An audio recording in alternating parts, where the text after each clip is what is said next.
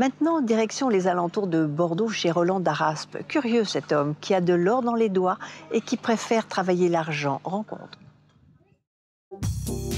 Roland Daraspe est un homme d'art et de manière. Cet orfèvre d'exception nous reçoit très simplement pour nous faire partager sa passion. Il a un parcours atypique, chaudronnier, mécanicien en aéronautique et verrier avec un artiste américain. C'est le travail du vitrail qui lui donne envie de créer.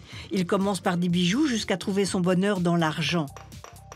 Dans son atelier, tout est fait à la main selon des techniques ancestrales.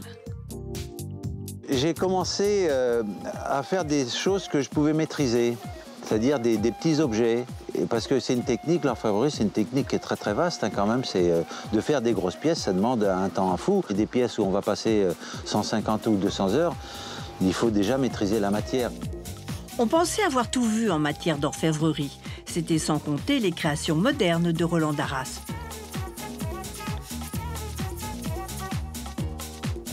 L'orfèvrerie, c'est l'art de la table. Alors donc, toutes les pièces que je fais sont des pièces utilitaires. Je ne vais pas faire une pièce qu'on a déjà vue. Je vais créer quelque chose qu'on n'a jamais vu. C'est le but de la création, quand même. Ben voilà, ça se fait tout simplement. Ou alors, j'ai des gens qui me demandent, j'ai des clients qui m'ont demandé un lustre, qui m'ont demandé une paire de salières, qui m'ont demandé des croix. Je travaille pour l'art liturgique également. C'est très vaste, hein, de toute façon. C'est très varié. C'est un touche-à-tout. J'ai une formation technique, j'ai un CAP de chaudronnier, un brevet de mécanicien. Moi, je dessine mes pièces, donc il faut déjà que je les crée, que je les dessine. Je fais des petits dessins de profil. Hein. Je vais faire une théière, je vais faire un profil de théière. Mais moi, c'est surtout la forme hein, que je travaille. Bon, des fois, c'est inspiré, c'est végétal plus ou moins, mais j'ai des petits carnets qui traînent un peu partout, puis je fais des petits crevards, des petits dessins, et je dessine comme ça. Et je vais creuser, je vais retravailler là-dessus, et puis ensuite aboutir. Puis à un moment, on se dit, oui, là, c'est bon, quoi. J'ai fait une forme en résine, c'est des résines époxy, que je mélange deux composants pour faire cette pièce, et j'ai formé ça là-dessus.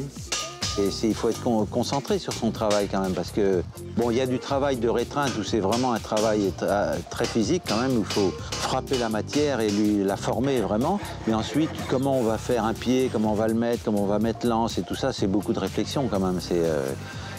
Quand je dessine une pièce, je pense toujours comment je vais la réaliser.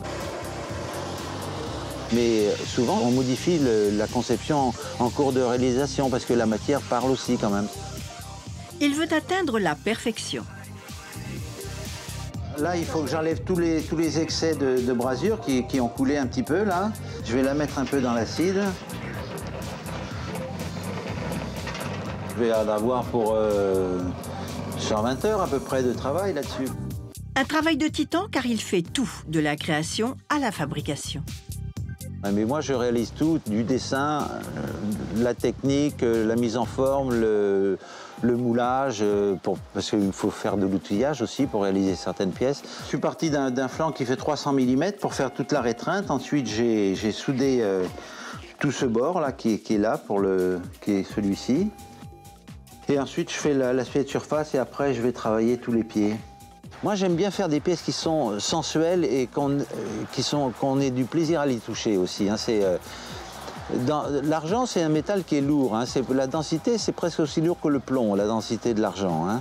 Et alors, quand on a une pièce d'orfèvrerie, une pièce en argent massif, bon, il y a la forme, il y a la sensualité, puis il y a le poids qui compte. Tout ça, ça rentre en jeu. Hein, On voit la pièce, mais quand on la soulève, on a une autre impression encore.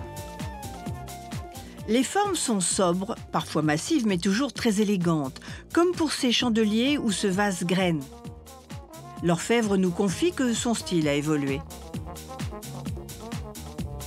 Alors moi, je fais de la ciselure, je martèle mes pièces différemment. Au début, c'était martelé, mais assez légèrement.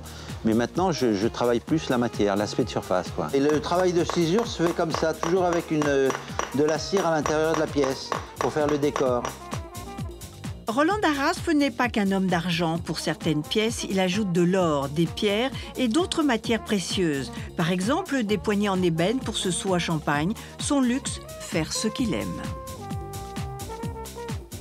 Moi, je choisis quand même ce que je veux faire, hein, que ça soit un peu dans mon élément, dans ma manière de travailler.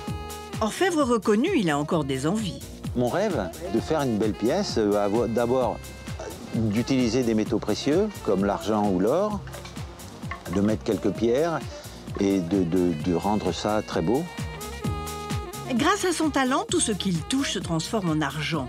En 2002, il a même reçu le titre de maître d'art par le ministère de la Culture.